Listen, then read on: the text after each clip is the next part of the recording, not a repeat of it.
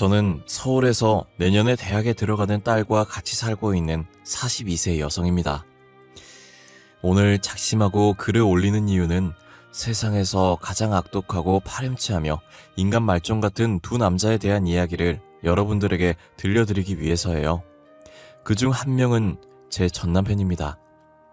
그 인간들 때문에 저는 가정이 파탄이 나버렸고 말할 수 없이 큰 정신적인 충격을 받았어요. 3년이나 지났지만 지금 돌이켜 생각해봐도 어떻게 인간이 그런 끔찍한 짓을 저지를 생각을 할 수 있는지 무서워서 온몸에 소름이 끼칠 지경입니다. 제 사연을 듣고 나면 여러분들도 치가 떨릴 정도로 분한 마음이 들 거라고 생각합니다. 결혼 전에는 전혀 몰랐지만 전 남편이 어떤 인간인지 알게 되면서 그 인간과 같이 사는 동안 늘 무서워서 두려움에 떨어야 했죠. 악마와 동거를 해도 이보다는 나을 거란 생각이 들 정도로 하루하루가 지옥 같은 삶이었습니다. 그럼 이제 인간 말종 같은 두 남자로 인해 비참했던 제 결혼 생활 이야기 해보겠습니다. 저는 대학에 들어가서 가입한 동아리에서 남편을 만나게 되었어요. 아직 철이 없던 신입생 시절 저는 한 해 선배인 남편을 보고 첫눈에 반하고 말았어요. 이유는 훤칠한 키에 잘생긴 외모 때문이었습니다. 40을 넘긴 지금이야 남자든 여자든 외모보다는 심성이 착하고 고와야 한다고 생각하지만 20살 어린 나이에 잘생긴 외모는 제 마음을 대번에 사로잡았어요. 동아리 모임이 있을 때면 아무리 중요한 일이 있어도 꼭 참석했는데 모두 남편의 얼굴을 보기 위해서였죠. 그렇게 1년 정도 혼자 짝사랑했지만 고백은 엄두도 내지 못하고 소가리만 하고 있었는데 2학년이 되어서 남편과 가까워지는 결정적인 사건이 터졌습니다. 서로 연인 관계가 되어서 교제를 시작하기도 전에 깊은 관계를 맺고 말았던 거예요. 여름방학이 시작되자 2박 3일 일정을 잡고 설악산으로 동아리 단합대회를 가게 되었어요. 이틀째 되던 날 다른 선후배는 야간 산행을 떠났는데 전 이상하게 몸살 기운이 있어서 숙소에 남아 있었어요. 그런데 얼마 뒤에 남편이 혼자 숙소로 돌아왔어요. 정민 선배, 왜 혼자 돌아왔어요? 산을 타다가 재수없게 발목을 접질렀어. 어머, 괜찮아요? 어디 봐요. 괜찮아. 찜질하고 쉬면 나을 거야. 걱정하지 마. 저는 남편을 위해서 냉장고에 있는 얼음을 꺼내 냉찜질을 해주었습니다. 그리고 청춘 남녀가 단둘만 숙소에 있으니 분위기가 묘해졌습니다. 분위기에 휩쓸려 선배와 하룻밤까지 보내고 말았습니다. 처음부터 저는 남편에게 호감이 있었지만 그렇게 빨리 사랑을 나누게 될 줄은 꿈에도 몰랐어요. 하지만 그 일을 계기로 남편과 저는 동아리에서 인정하는 공식 커플이 되었으니 소원을 이룬 셈이었죠. 그런데 한 달 뒤에 몸이 뭔가 이상하고 찜찜한 생각이 들어서 임신 테스트를 해봤는데 아니나 다를까 양성 반응이 나오고 말았어요. 저는 눈앞이 캄캄해지고 날벼락을 맞은 심정으로 이제 어쩌면 좋냐고 남편에게 울면서 말했는데 남편은 아주 태연한 표정이었어요. 뭘 어떻게 해? 같이 살아야지. 우리 어차피 결혼할 거 아냐? 그렇기는 한데 이게 뭐야. 대학 졸업도 안 했는데 애가 생기다니 어떡해. 어차피 생길 애잖아. 원래 애는 빨리 낳아서 후딱 키우는 거라고 하더라고. 아니 선배, 지금 남 이야기 하는 거야? 결혼만 하면 무슨 수가 생겨? 우리 둘 다 학생인데 애를 어떻게 키울 거냐 말이야. 사람이 죽으란 법은 없거든. 걱정하지 마. 다 방법이 생기겠지. 걱정이 늘어진 저와는 반대로 남편은 뭐가 그리 좋은지 싱글벙글 천하태평이었어요. 그래도 자기가 저지른 행동을 피하지 않고 당당하게 책임을 지겠다는 남편을 보니 이 남자라면 평생 같이 살아도 되겠다는 믿음이 갔어요. 얼마 뒤에 저는 인사를 드리러 시댁에 갔습니다.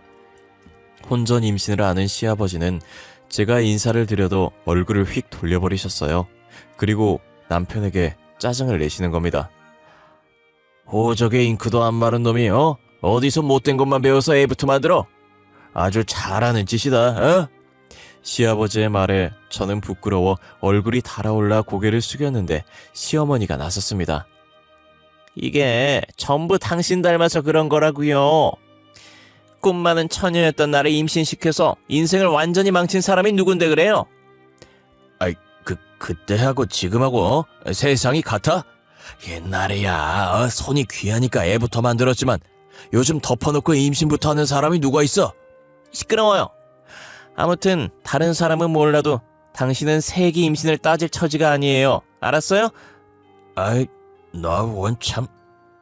시어머니가 확실하게 못을 박자 시아버지도 무안해서 헛기침을 하시더니 입을 다물고 말았어요. 시어머니도 혼전 임신으로 남편을 가졌던 거예요. 내가 정민이 놈만 안 생겼어도 저런 날건달 같은 인간하고 살맛대고 사는 끔찍한 일은 없었을 텐데. 아휴, 내 팔자야. 시어머니는 그 아버지의 그 아들이라는 말처럼 남편도 대를 물려 결혼 전에 애부터 만들었다고 하시면서 제 손을 잡고 따뜻하게 웃으셨어요. 애야, 아무 걱정하지 마라. 철없는 불장난이지만 이왕 벌어진 일 애 낳고 잘 살도록 해라. 내가 도와줄 테니 대학 공부도 포기할 생각하지 말고 계속 하거라. 알았지? 네, 어머님, 감사합니다. 정민이 놈이 아직 철이 없고 망나니 같아서 걱정이다만 힘든 일 생기면 뭐든지 나하고 의논해서 해결하도록 해라.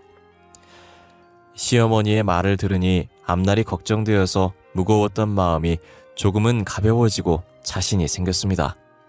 양가 부모님들은 제 배가 눈에 띄게 불러오기 전에 식을 올려야 한다고 생각하셔서 서둘러 결혼식을 올렸고 저는 대학도 졸업하기 전에 딸을 낳고 유부녀가 되었어요. 막상 결혼을 하고 시댁에서 얻어준 아파트에 전세로 들어가서 신혼을 시작했지만 둘 다 학생 신분이라 생활비 마련이 걱정되었죠. 하지만 시어머니가 저희들의 스폰서를 자처하고 나섰습니다. 아가, 너하고 정민이 대학 졸업할 때까지는 내가 생활비 보태줄 테니까 걱정하지 말고 넌 공부를 계속하면 된단다. 시어머니는 제게 매달 생활비를 주시면서 대학 공부를 계속하라고 격려해 주셨고 아직 젖먹이인 딸을 낮 시간 동안 맡아서 돌봐줄 것도 직접 알아봐 주셨어요. 시어머니의 깊은 배려와 자상함에 전 마음이 울컥해져서 감격의 눈물을 흘렸습니다. 어머님, 정말이지 너무 감사드려요. 졸업하면 취직해서 지금까지 받은 은혜 전부 갚아드릴게요. 아유, 그래. 난 너를 며느리라고 생각해 본 적이 한 번도 없다. 내 딸 자식으로 생각하고 있어. 그러니 부담 가지지 말고 내 도움이 필요하면 언제든지 말하거라. 생활비를 시댁에 의존하고 있으니 시어머니와 자주 만나게 되었죠. 저를 만날 때마다 시어머니는 신세한탄처럼 어떻게 시아버지와 결혼을 하게 되었는지 귀에 못이 박히도록 들려주었어요. 아휴, 무슨 놈의 팔자가 이렇게도 사나운지. 내가 저런 백수건달 같은 인간을 만나서 살부치게 살게 될 거라고는 상상조차 해본 적이 없었는데. 아휴, 내 팔자야. 시아버지는 젊은 시절부터 일은 하지 않고 거의 백수로 지내면서 술과 여자로 방탕한 생활을 해왔다고 해요.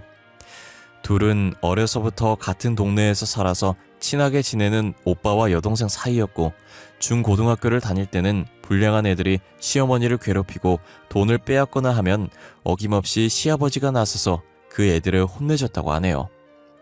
시아버지는 당시 학교에서 1등 그룹에 속해 있었다고 해요. 공부는 거의 전교 꼴찌 수준이었지만 싸움 실력은 전교에서 10손가락 안에 들 정도였다고 하더라고요.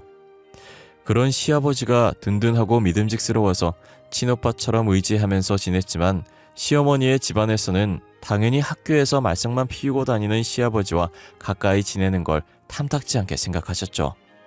주연아, 저런 날건달 같은 놈하고는 상종을 하지 마라. 될성 싶은 나무는 떡잎부터 한다고.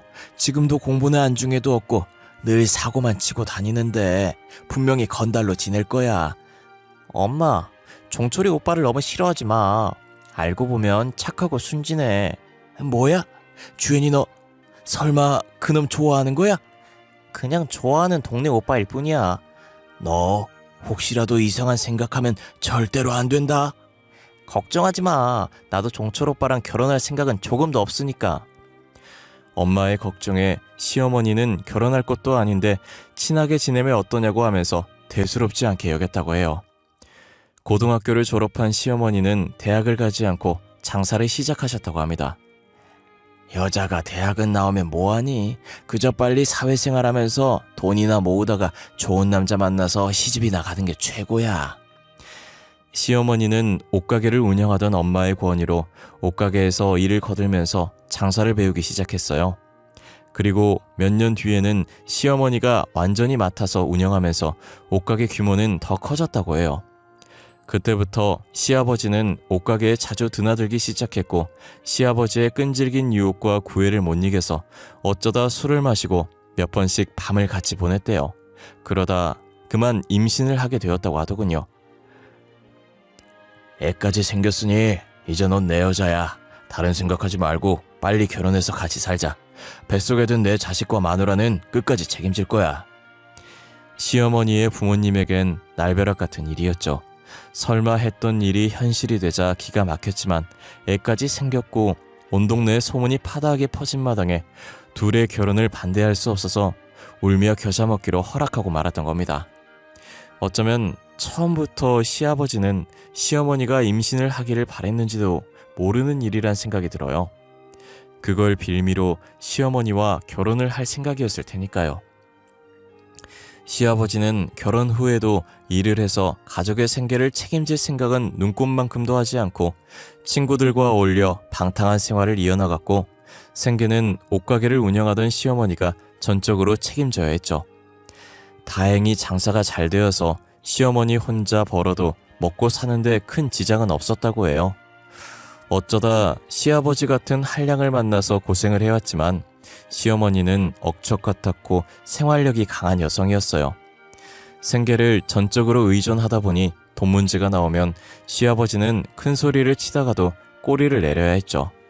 그리고 제게는 남편보다 더 든든한 지원군이었어요. 애 때문에 힘든 상황이 생기면 장사를 하느라 바쁜 와중에도 선뜻 딸을 맡아서 봐주셨어요.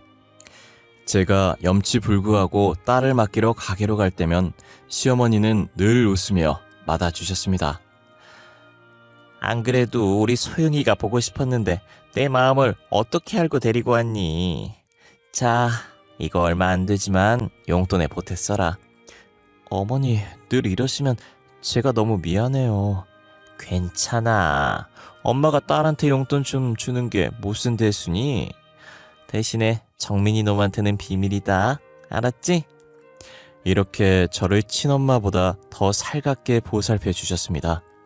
시어머니의 전적인 후원으로 무사히 대학을 졸업하고 워킹맘이 일하기에 괜찮은 직장에 취직이 되었지만 남편이 문제였죠. 영 취직을 할 생각을 하지 않는 거예요. 여보, 대학 졸업한 지 1년이 넘었어. 언제까지 백수로 지낼 거야. 나도 다 생각이 있으니까 보채지 마. 요즘 직장 구하는 게 쉬운 일이 아니잖아. 기다려봐. 눈여겨봐둔 곳 지금 준비하고 있으니까. 좋아. 그럼 알바라도 하면서 취업 준비해.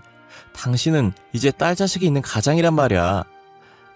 직장 다니면서 돈 좀 번다고 유세 떨면서 돈 문제로 바가지 긁을 거야? 나도 준비하고 있다고 했잖아. 하지만 남편이 말과는 다르게 매일같이 친구들과 어울려서 술을 마시거나 PC방이나 당구장에 모여서 호송세월을 한다는 걸 저는 잘 알고 있었어요. 그러니 무능하게는 시아버지를 꼭 닮은 남편 때문에 저희들은 수시로 말다툼을 하게 되었죠. 어떤 날은 밤새도록 술을 마시고 외박을 하기도 했어요. 저는 도저히 참을 수 없어서 짐을 싸들고 시댁으로 달려갔습니다. 남들은 친정으로 갔겠지만 제게는 시어머니가 친정엄마보다 편한 정신적 지주였어요. 아니 애야, 무슨 일이 있었길래 짐을 싸들고 왔어? 어머님, 그이가 외박을 했어요. 저도 이제 못 참겠어요. 뭐야? 이런 미친놈 같으니 내가 홍구멍을 단단히 내주마. 시어머니는 바로 남편을 불러서 호통을 치면서 쥐잡듯이 닥달을 했고 남편은 고양이 앞에 쥐처럼 꼼짝 못하고 잘못했다고 빌었고 다시는 외박을 하지 않겠다는 각서를 썼습니다. 남편과 불화가 생기면 시어머니는 언제나 제 편을 들어주셨어요. 그런데 얼마 후에 남편이 제게 숨기고 있던 비밀을 알게 되었어요. 남편이 저 몰래 1,000만 원을 대출받아서 스포츠 도박으로 탕진해버린 겁니다. 당신 뭐 하자는 거야?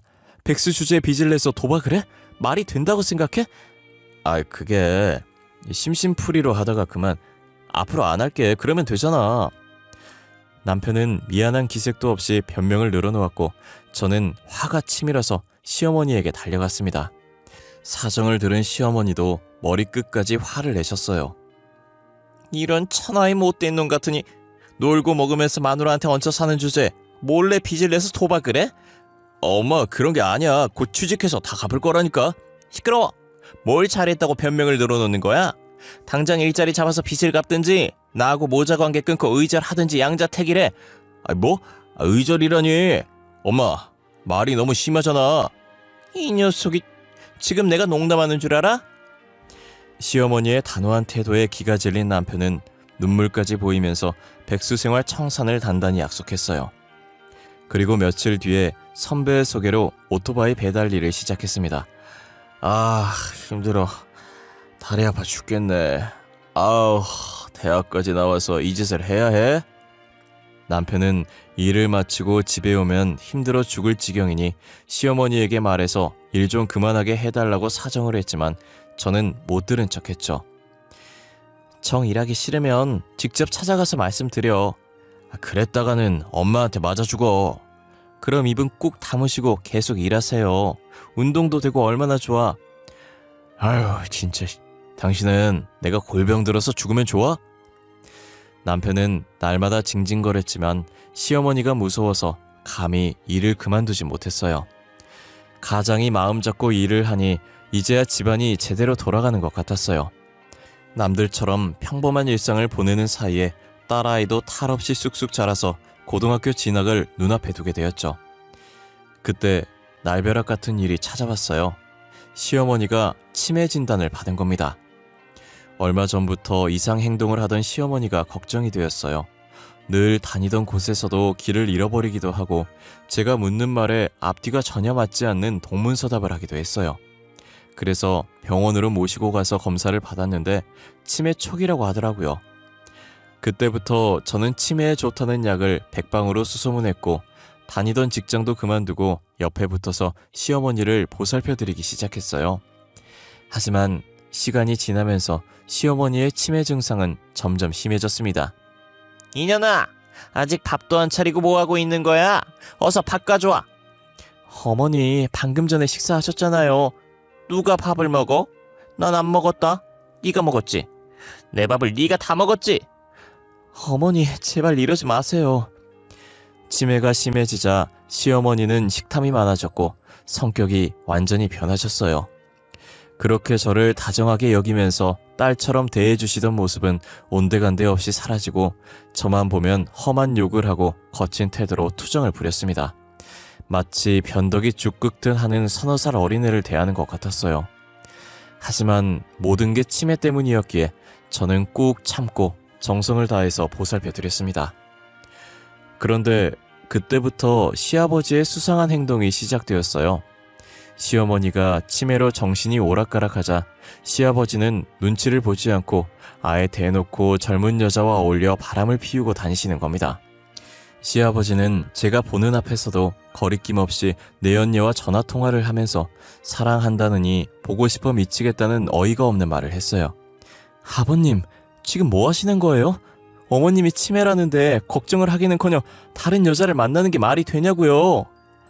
너야말로 시애비한테 뭐하는 짓이야? 난 아직 팔팔한데 노망난 마누라 똥수발이나 들어야 직성이 풀리겠냐? 정신 나간 마누라 때문에 내 인생까지 망칠 생각은 절대 없다. 시어머니는 죽든 살든 자기는 마음대로 즐기면서 살겠다는 시아버지의 어처구니 없는 말과 행동에 저는 기가 막혀서 넋이 나갈 지경이었죠. 더구나 남편은 모든 걸 알고 있었지만 그게 무슨 대수냐는 반응을 보였어요. 남자 말이야, 나이가 들어도 여자가 필요한 법이야. 엄마한테는 안 될 일이지만 아버지도 인생이 있는 거잖아? 뭐 엄마 수발은 당신이 알아서 해야 하는 거고. 남편은 은근슬쩍 시어머니를 돌보는 일은 제 몫으로 만들어 버렸어요.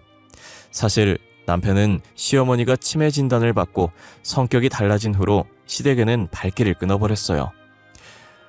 엄마가 아프다는데 아들이란 인간이 어쩌면 저렇게 태연하고 무심한지 혀를 내두를 지경이었어요. 그것 때문에 여러 차례 남편과 다투고 싸웠지만 남편은 귀를 딱 막고 제 말을 듣지 않았습니다. 시아버지와 남편은 시어머니를 제게 떠넘기고 외면해버렸죠. 저는 그동안 시어머니에게 받았던 고마움과 사랑을 되갚을 기회라고 생각해서 힘들고 어려워도 웃으려고 애를 쓰면서 시어머니를 돌봐드렸습니다. 시어머니의 치매기는 예측이 불가능한 주식시장처럼 오락가락했습니다. 어떤 날은 예전의 모습 그대로 정신이 또렷했다가 또 어떤 날은 오물이 묻은 기저귀를 제게 던지면서 욕을 하기도 하셨어요. 그럴 때는 정말이지 참담한 심정이었지만 눈물을 꾹 참으며 뒤처리를 해야 했어요. 얼마 후에 저는 시아버지의 내연녀와 대면을 하게 되었어요.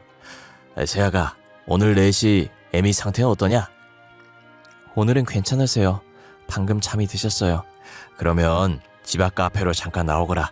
내가 기니 할 말이 있다. 카페로 나가보니 제 또래로 보이는 젊은 여자가 시아버지의 옆에 딱 붙어서 다정하게 팔짱을 끼고 앉아 있었어요. 서로 인사해. 앞으로 자주 볼 사이니까. 반가워요.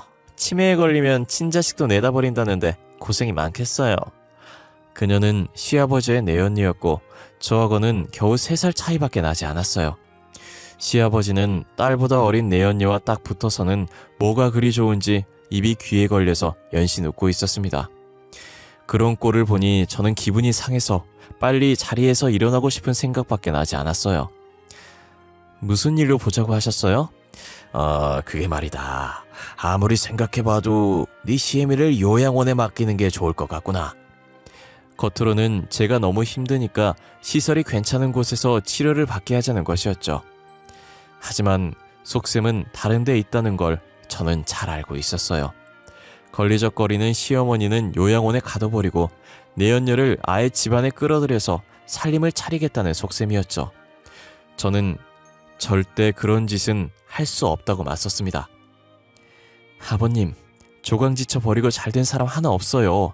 아내는 치매에 걸려있는데 딸 같은 여자와 바람이나 피우고 부끄럽지도 않으세요?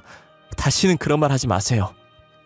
제 말을 들은 내연녀는 얼굴이 벌겋게 달아올라서 저를 잡아먹을 듯이 노려봤고 시아버지는 불같이 화를 내면서 욕을 해댔어요. 아이고 그래, 너 참 잘났다. 평생 시애미 귀적이나 치우면서 살아라. 그러거나 말거나 시어머니를 그런 험악한 곳에 가둘 순 없었어요. 예상대로 제가 알아보니 시아버지가 말한 요양원은 무허가 시설 요양원이었고 병원이 아니라 거의 치매 환자들을 죽을 때까지 가둬두는 감옥이었어요. 그 일을 계기로 시아버지와 관계가 급격하게 틀어지게 되었죠. 그리고 얼마 후에 시아버지와 남편이 꾸미고 있는 끔찍한 음모를 알게 되었어요. 인간의 탈을 쓰고 어떻게 그런 짓을 할 수가 있는지 지금 돌이켜봐도 소름이 끼칩니다. 우연히 남편의 휴대폰에서 시아버지와 주고받은 문자를 보고 저는 경악해서 소리를 지를 뻔했습니다. 평소에 조심성이라고는 없었던 남편은 휴대폰 비밀번호 같은 건 걸어두지 않았거든요. 시아버지와 남편은 시어머니가 가지고 있는 상당한 재산을 전부 가로챌 궁리를 하고 있었어요. 의사를 구워 삶아서 중증 치매 진단서를 받아서 금치산자 판결을 받아낼 생각이었어요. 시어머니가 어느 정도 재산을 가지고 있다는 건 알고 있었는데 제 생각보다 상당히 많았습니다. 옷가게가 들어가 있는 건물이 시어머니 소유라는 걸 그들의 문자를 보고 처음 알게 되었어요. 그들의 계획대로라면 시어머니는 처녀 시절부터 지금까지 피땀 흘려서 모은 전 재산을 악마 같은 남편과 아들에게 빼앗기고 남은 생을 요양원에 갇혀 지내야 하는 비참한 처지가 되는 것이었죠. 이제 이 인간들을 그냥 둬서는 안 되겠다는 판단이 들었고 바로 경찰에 신고를 하려다가 생각을 바꿨습니다. 확실한 증거도 없이 경찰에 신고를 했다가 그 인간들이 오리발을 내밀면 그만이었으니까요. 곰곰이 생각을 하다가 저는 호랑이를 잡으려면 호랑이 굴로 들어가야 한다고 마음을 먹었습니다. 여보, 아무래도 안 되겠어. 어머니 요양원에 모시자. 뭐? 죽어도 안 된다고 반대하더니 당신이 웬일이야? 나도 사람이야. 노망든 노인네 수발든 지 벌써 3년이 넘었다고. 김병에 효자 없듯이 나도 지쳐. 그래, 바로 그거야. 당신이 정말 잘 생각했어.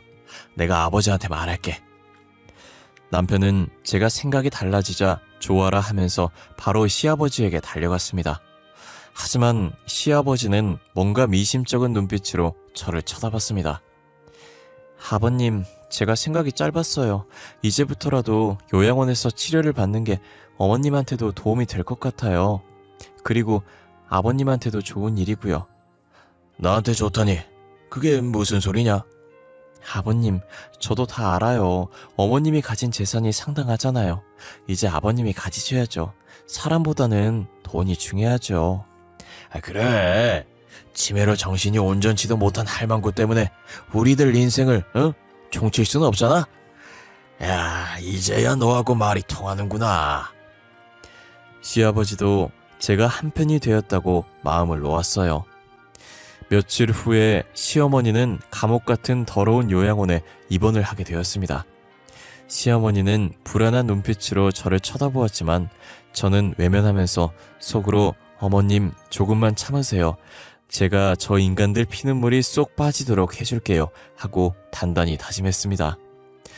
남편과 시아버지 그리고 내연녀는 시어머니 재산을 가로채려는 작전 회의를 했고 모든 걸 내연녀가 주도했어요. 가만히 보니 이 더러운 계획은 내연녀의 머릿속에서 나온 것 같았습니다. 저는 속이 뒤틀렸지만 애써 웃으면서 내연녀를 어머님이라고 부르면서 살갑게 대했어요. 어머나, 어머님이 뭐야. 그냥 언니라고 불러. 저를 경계하던 내연녀도 물 만난 고기처럼 모든 걸 까발렸고 저는 그들의 대화를 몰래 녹음해 두었어요. 드디어 그들의 계획을 실행에 옮기는 날이 되었습니다. 시아버지 내연녀와 그 인간들은 준비한 서류를 들고 와서 정신이 오락가락하는 시어머니에게 지장을 찍으라고 막무가내로 윽박질렀어요. 지장을 찍으면 밥을 주겠다는 시아버지의 말에 해맑게 웃으면서 지장을 찍으려는 순간 제가 변호사와 경찰을 대동하고 병실에 나타났습니다. 경찰들은 시아버지와 남편 그리고 내연녀를 사기와 공갈 그리고 특수감금죄로 체포했어요. 아니 이게 뭐야? 여보, 당신 미쳤어? 뭐라고 말 좀 해봐. 남편은 무슨 말도 안 되는 짓이냐고 발버둥을 치면서 애처로운 눈빛으로 저를 쳐다보았지만 저는 그 인간을 차갑게 노려보면서 이혼 서류 받으면 도장이나 잘 찍어서 보내라고 말해주었어요. 네가 나한테 이런 짓을 하고도 무사할 것 같아? 어디 두고 보자. 내가 널 가만두지 않을 거야. 시아버지는 경찰에게 연행되면서도 끝까지 제게 악담을 퍼부었어요. 시아버지의 내연녀는 남편이 자주 가는 술집 여주인으로 바람을 피우다가 이혼당한 전력이 있는 여자였어요. 남편을 통해서 시어머니에게 상당한 재산이 있다는 말을 듣고 남편과 짜고 돈에 눈이 멀어서 시아버지를 홀렸던 거죠. 지금 시어머니는 호텔 같은 시설과 전문 의료진이 있는 좋은 요양병원에서 잘 지내고 계십니다. 의료진들이 정성을 다한 덕분에 치매 증상은 많이 호전되셨어요. 다만 한 가지, 시어머니는 저를 딸로 생각하고 계세요. 그건 아무래도 좋다고 생각해요. 전 이미 그녀를 친엄마로 생각하고 있고 끝까지 딸처럼 보살피면서 지낼 작정이니까요. 신문이나 뉴스에서 심심치 않게 보험금을 노리고 남편을 죽이려고 했다든지 돈 문제로 친족끼리 칼부림을 했다는 기사를 볼 때마다 세상이 미쳤다는 생각이 들곤 해요. 아무리 사는 게 어렵고 힘들어도 최소한 인간으로서 지켜야 할 도리는 하고 살아야 한다고 생각합니다.